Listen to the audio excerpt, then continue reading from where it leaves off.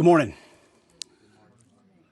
I'll start, as we often do here at the Department of War, with the bottom line up front, for the world to hear and the press to actually admit that the United States is decimating the radical Iranian regime's military in a way the world has never seen before. Never before has a modern, capable military, which Iran used to have, been so quickly destroyed and made combat ineffective, devastated. We said it would not be a fair fight, and it has not been. As I stated during our first press conference on day 2, that was 10 short days ago, the combination of the world's two most powerful air forces is unprecedented and unbeatable. Between our air force and that of the Israelis, over 15,000 enemy targets have been struck. That's well over 1,000 a day. No other combination of countries in the world can do that. So today, as we speak, we fly over the top of Iran and Tehran. Fighters and bombers all day picking targets as they choose. As our intelligence gets better and better and more refined. Looking up, the IRGC and Iranian regime sees only two things on the side of aircraft: the stars and stripes and the Star of David. The evil regime's worst nightmare. Iran has no air defenses. Iran has no air force.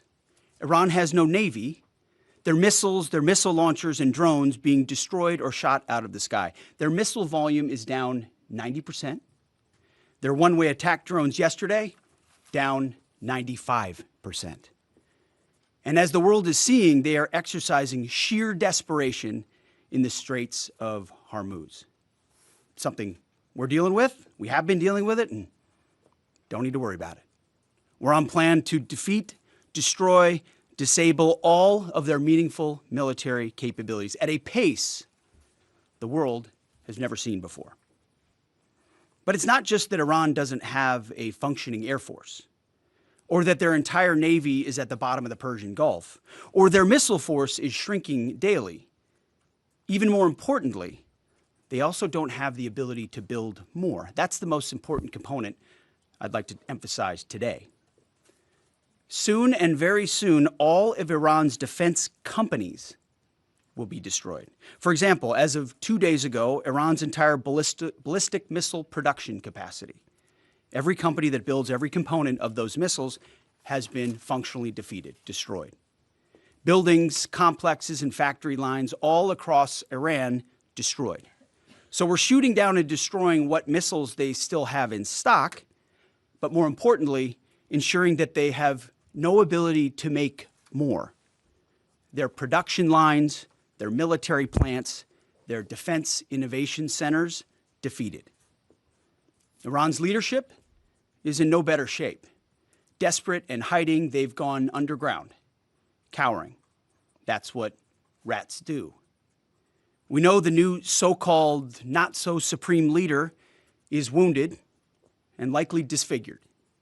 He put out a statement yesterday, a weak one, actually, but there was no voice and there was no video. It was a written statement. He called for unity.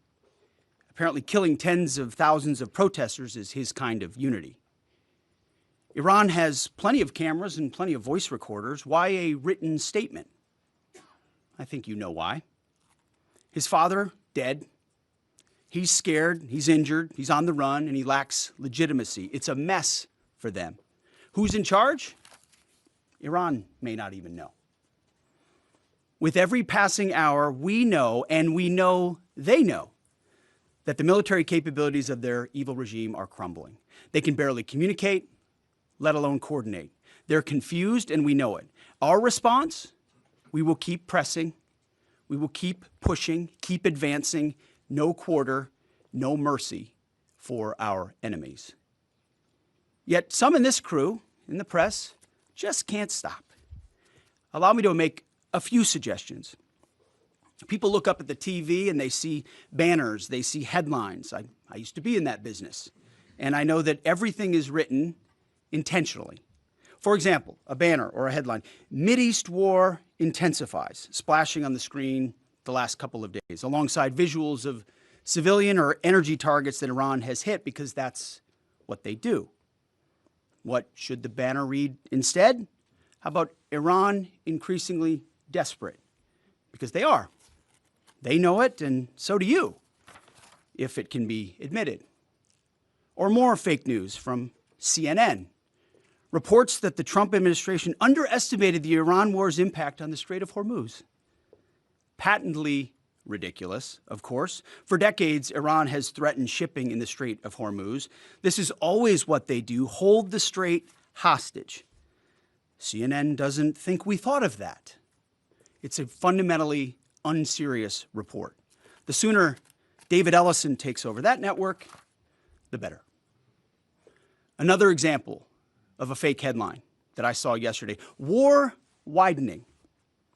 Here's a real headline for you for an actual patriotic press. How about Iran shrinking, going underground? You see, Iran's leaders are hiding in bunkers and moving into civilian areas. The only thing that is widening is our advantage. Not to mention our Gulf partners stepping up even more, now going on the offense, and have always been with us on the defense with collective and integrated air defenses. Our will, it is unshakable. Our options, maximized, and our capabilities still building. We're going up, they're going down. As I said from the start, President Trump holds the cards. He'll determine the pace, the tempo, and the timing of this conflict. His hand firmly on the wheel, as well as on the throttle setting. America first, peace through strength, in action. From day one, as our nation expects and the President demands, our warriors have fought with lethality, precision, and rapid innovation. In fact, today will be, yet again, the highest volume of strikes that America has put over the skies of Iran and Tehran. The number of sorties and number of bomber pulses, the highest yet, ramping up and only up. And quantity has a quality of its own as we continue to ramp up. Every tool of AI, of cyber, of space, EW, counter-UAS, you name it, we're employing it. Blinding, confusing, and deceiving our enemy. Because we know who the good guys are here. And the American people do too. And that makes my job simple. I serve God, the troops, the country, the Constitution, and the President of the United States, and answer only to those. All in service of victory on the battlefield and the military objectives that we've laid out from day one. Defeat the missiles, missile launchers, and defense industrial base, which I laid out today. Defeat the Navy and deny Iran the ability to have a nuclear weapon. Clear, decisive, achievable. And Admiral Cooper knows, the CENTCOM commander who we spent a couple of hours with last night, that in pursuit of those objectives, we have his back in every way. His commanders know that, and so do the troops in harm's way. Admiral Cooper gets what he needs, the assets, the authorities, the munitions, you name it. We will stop at nothing to win. War is hell. War is chaos. And as we saw yesterday with the tragic crash of our KC-135 tanker, bad things can happen. American heroes, all of them. And as I have with all of them, as we have, we will greet those heroes at Dover, and their sacrifice will only recommit us to the resolve of this mission.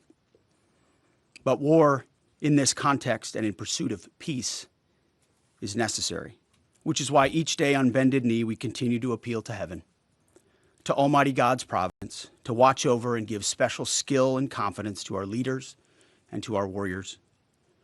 To those warriors who this nation prays for every single day, I hear from all of you out there who pray for them every day. Stay on bended knee and pray for them. I continue to say to them, Godspeed. May the Lord bless you and keep going. Mr. Chairman, over to you. Thank you, Mr. Secretary, and good morning, ladies and gentlemen, and thank you for joining us today. Before I start with an update, I also want to address the tragic loss of our KC-135 refueling aircraft yesterday. The incident occurred over friendly territory in western Iraq while the crew was on a combat mission, and again was not the result, as CENTCOM has said, was not the result of hostile or friendly fire. We're still treating this as an active rescue and recovery operation. As CENTCOM announced this morning, 4 airmen have been recovered, and the Air Force and U.S. Central Command will provide updates as information becomes available. Please keep these brave airmen, their families, friends, and units in your thoughts in the coming hours and days. Our service members make an incredible sacrifice to go forward and do the things that the nation asks of them. It's a reminder of the true cost of the dedication and commitment of the Joint Force. We're also aware of a fire on board the USS Gerald R. Ford. We're thinking about the crew there who are injured in the fire. We believe and hope that everyone will be okay, and we're grateful for that. And for any further questions on that, we'd refer you to NAVCENT or to the Navy. This morning, we enter the 13th day of Operation Epic Fury, and we continue to make progress towards our military objectives. As the Secretary said, today will be our heaviest day of kinetic fires across the operating area. CENTCOM continues to attack ballistic missile and drone capabilities so that they are no longer a threat to U.S. forces, our bases, or our partners. They're continuing to destroy the Iranian Navy to ensure freedom of navigation, and this means going after Iran's mine-laying capability and destroying their ability to attack commercial vessels.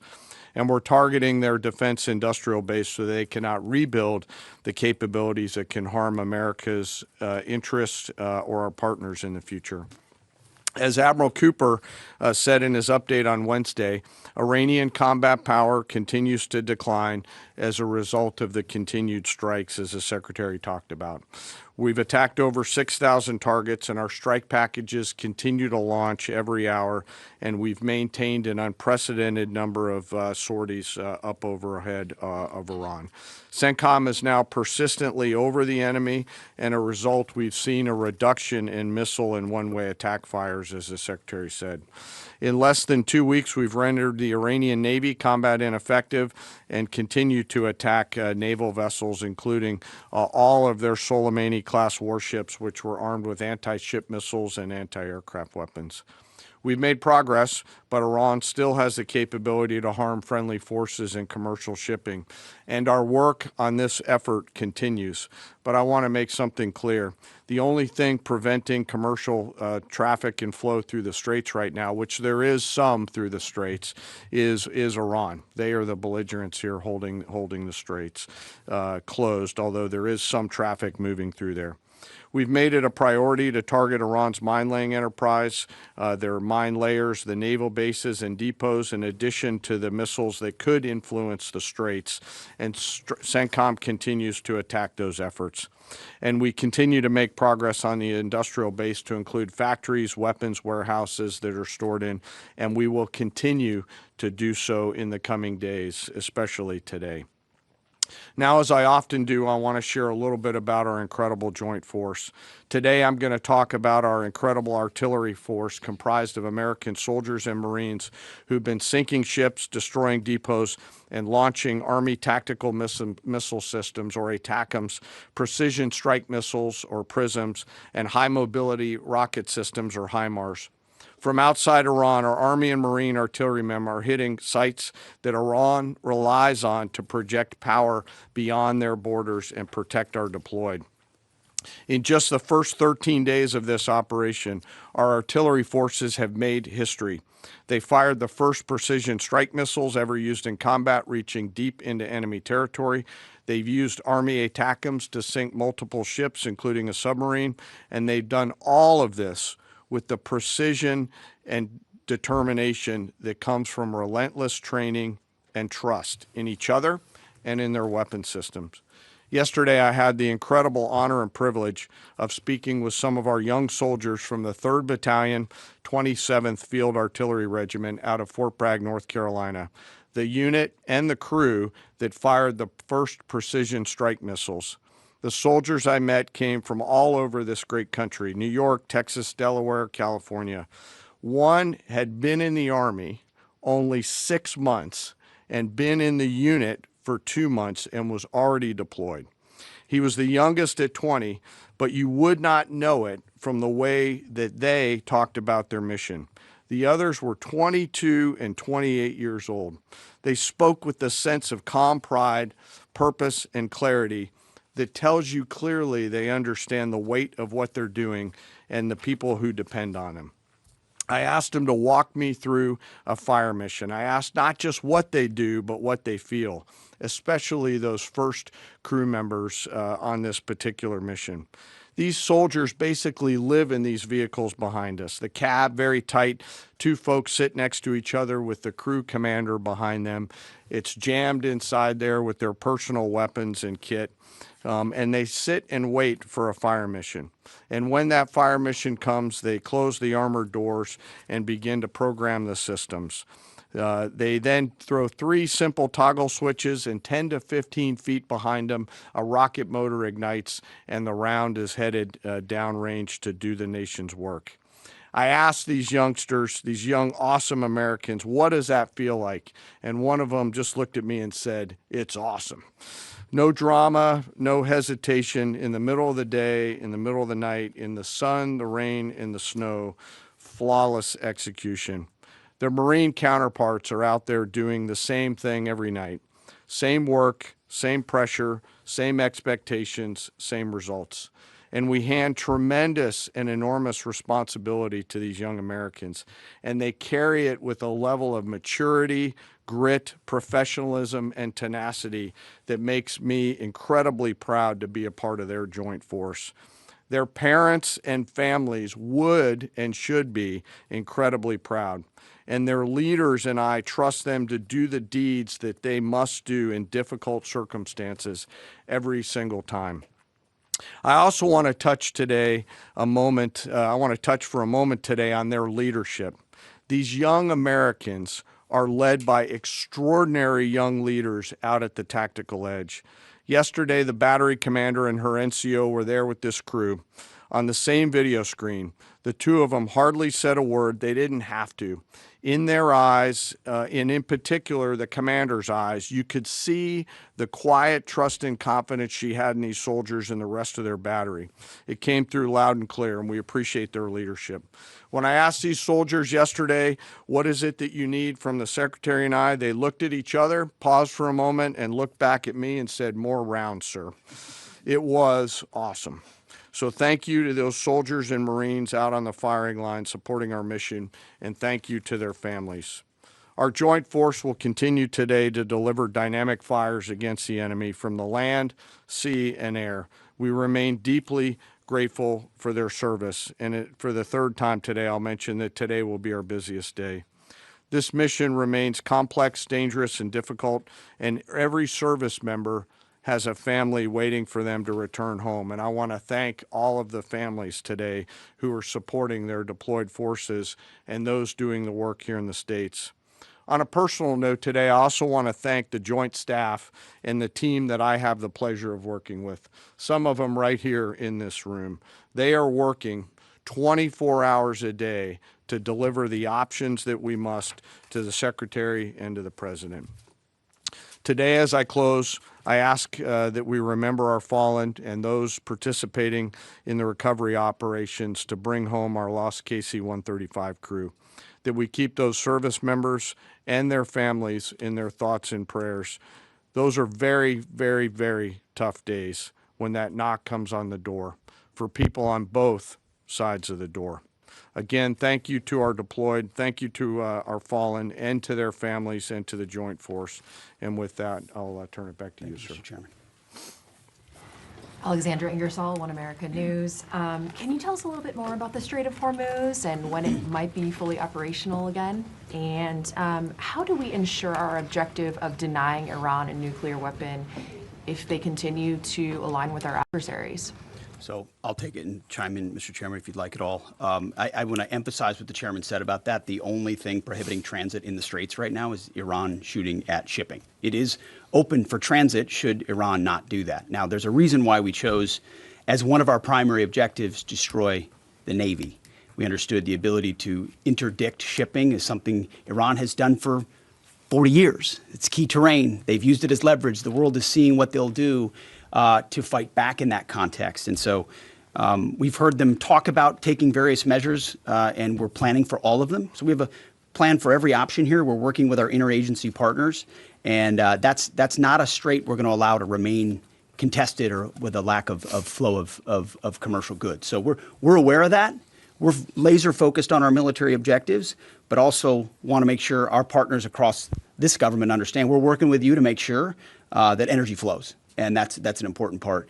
And the second question was on the nuclear capability. As we've said from the beginning, their strategy shifted just from defense of their nuclear facilities to a conventional umbrella of so many missiles that no one would challenge their ability to the opportunity to defeat their nuclear capabilities. And it was growing by the day. So with Iran at its weakest moment, going at that ballistic missile capability creates an opportunity to ensure at any point in time that Iran give up their nuclear capabilities, or if need be, you prevent them from doing it, as the president has done once already with Operation Midnight Hammer, obliterating those capabilities. So the conventional side is a huge part at getting at denying nuclear capabilities, if you have anything you want to add. Appreciate the question. I'm not going to comment on what we may or may not be thinking about any options that the Joint Force could be tasked to do in the future, whether it's on the nuke matter or anything else. Thank you, though. But we have options. The mines that are in the Strait of Hormuz and our ability to, obliterate them? We retain a range of options to solve a whole variety of problems, and that is one set of options that we have, that we hold on to. So, Absolutely. Thank you. Thank you, Secretary Hegseth. Mary Margaret with Daily Wire. Thank you both for the update. ABC News has updated its story from yesterday, clarifying that the FBI report on Iran possibly striking California was unverified. I just want to ask you, what impact did that original reporting have on the public, and does Iran even have the ability to conduct such a strike? And then just really quickly on another note, what role did Vice President Vance play in counseling the president on this conflict? Can you speak to some of the media reporting suggesting that there is a division there? That reporting on California obviously had no impact on us. Also, we're used to bad reporting. We're used to ill-informed reporting. And so it doesn't change how we operate, but we engage with it to prove that it's not true, as CENTCOM has done so well. Ultimately, I look at the reports on a daily basis of our interagencies all over it.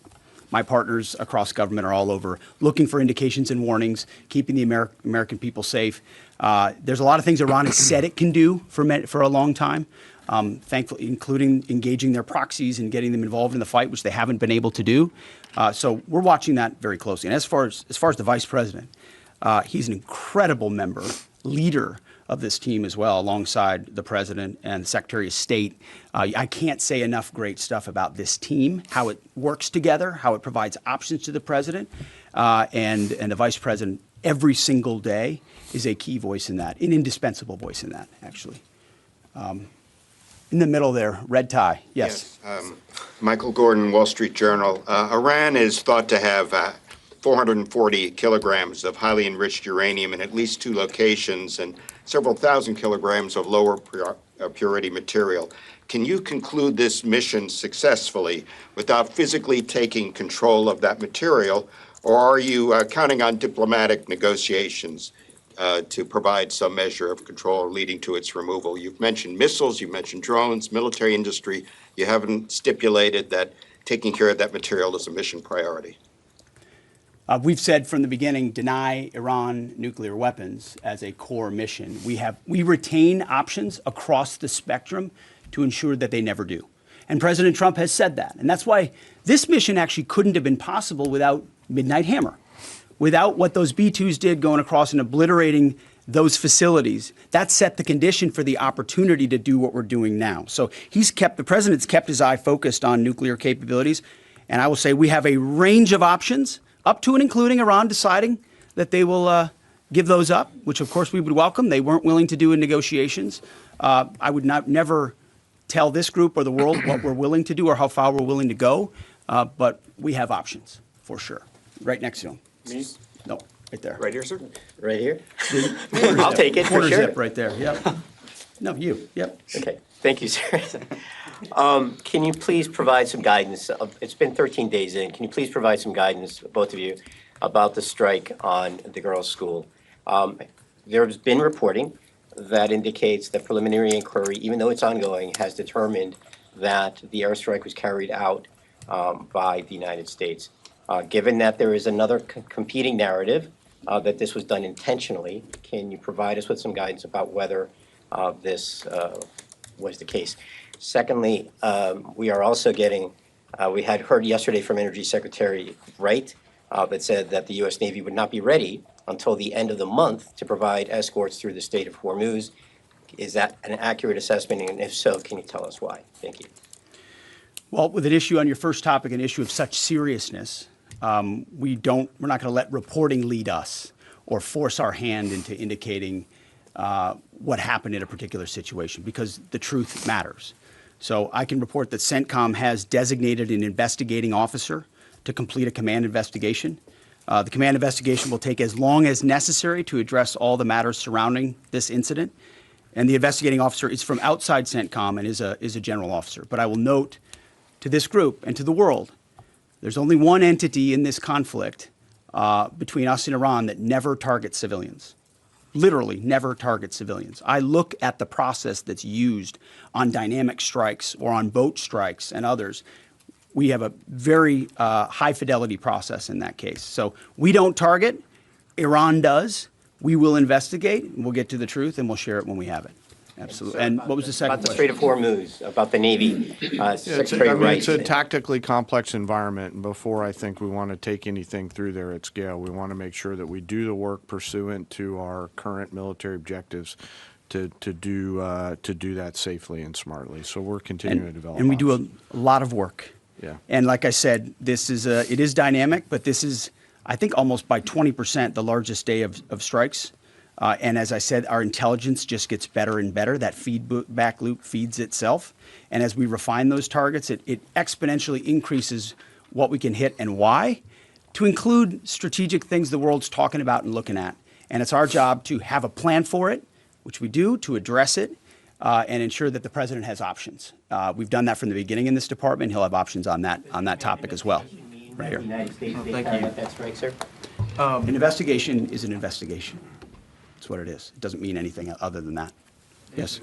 Ryan Morgan with the Epic Times. Regarding today's busy day of strikes, last week you guys discussed the progress of the air campaign to gain air superiority and to transition from these standoff weapons launched at range to more overhead strikes. Can you now say that these strikes today are going to rely entirely on stand-in over-the-top weapons, or are standoff range weapons still in play? It's a great question. I can say, based on the report I read this morning at 0600, only 1% of the munitions we're using today are standoff munitions.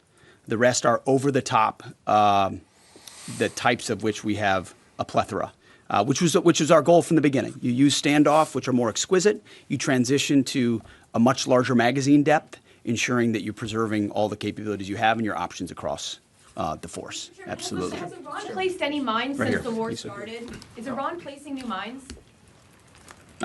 We've heard them talk about it, just like you've reported recklessly and wildly about it. But we have no clear evidence. We have no clear evidence of that. Thank you, Right sir. here. Mr. Secretary, given everything the U.S. have accomplished in the last 24 hours, as of today, how do you define success in this military option? And has that definition changed from day one? And also regarding Iran government telling countries hosting U.S. American bases that they could face attacks, what is the Pentagon doing about that? First question is, what is the objective? How do you define success as of today? Yeah, I mean, we define success, again, 13 days in, by reaching the military objectives that we've laid out. Launchers, missile launchers, defense industrial base, their Navy, the ability to project power in the naval sense, leading toward denying them to get a nuclear weapon. And we've got internal metrics that look at how long he'd like to continue in pursuit of those military objectives. So that hasn't changed. There's a lot of things a lot of people talk about, what they want us to do or what we should do or what we should stay focused on. And again, I've addressed this before, and I think it's worth saying again. mission creep or expansive missions or prolonged timelines or democracy building or nation building, you name it, has not been part of what President Trump wants us to be involved in. We're solving for something here, this particular mission set, but also recognizing this country's conditioned to previous leaders, whether it's George W. Bush or Barack Obama or Joe Biden, who had these expansive, nebulous mission sets that kept changing all the time. So the timeline kept moving, and we kept pouring more troops in and on the ground. And then pretty soon everyone wonders, like I did in Afghanistan in 2012, what's our mission here? I'm not clear what it is. We're taking the opposite approach here and saying we've defined these objectives, we're pursuing those objectives. The president has his hand on the throttle and will decide ultimately when they've been reached that serve the purposes of the United States of America, American interests first. And regarding the threats to countries hosting Yeah, right here. Thank you, Secretary Hexeth. Polls show over 80% of Republicans support the president's military action in Iran, but there's some consternation in parts of the party, particularly from your fellow Fox News alum, Tucker Carlson. He called the war disgusting and evil, and then said of unconditional surrender, which the president has called for, means foreign troops get to rape your wives and daughters. Have you heard these comments, and what's your reaction to them? We're busy executing on behalf of great patriotic Americans with a clear mission that's 47 years overdue, and we're going to execute on that regardless of what people say about it. Yeah, right here.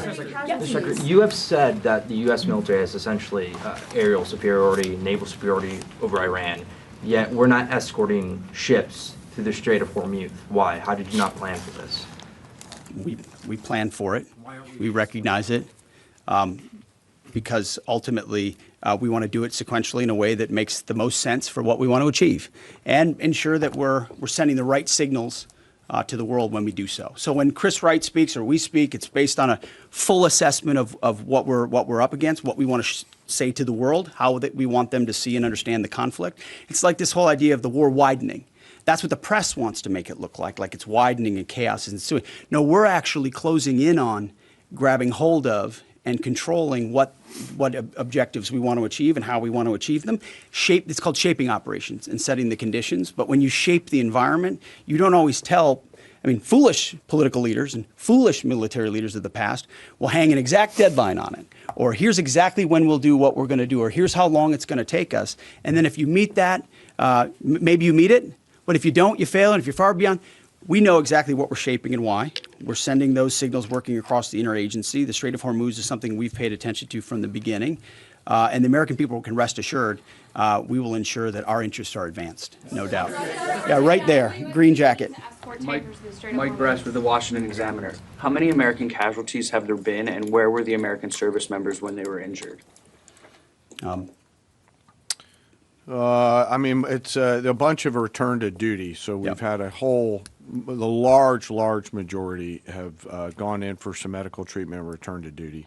We've had in Kuwait, Jordan, down across the southern flank a little bit, a variety of places, most from one-way attack strikes. But I want to clarify that. I think what we try to do here is clarify Saudi those numbers yeah. rather than saying KIA or WIA wounded.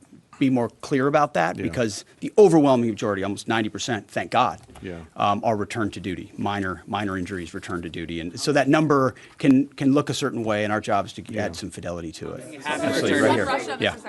Thank you, Mr. Secretary. David Zia, Real America's Voice. Can you share what types of munitions have been used on the attacks on commercial shipping? Have any hit mines?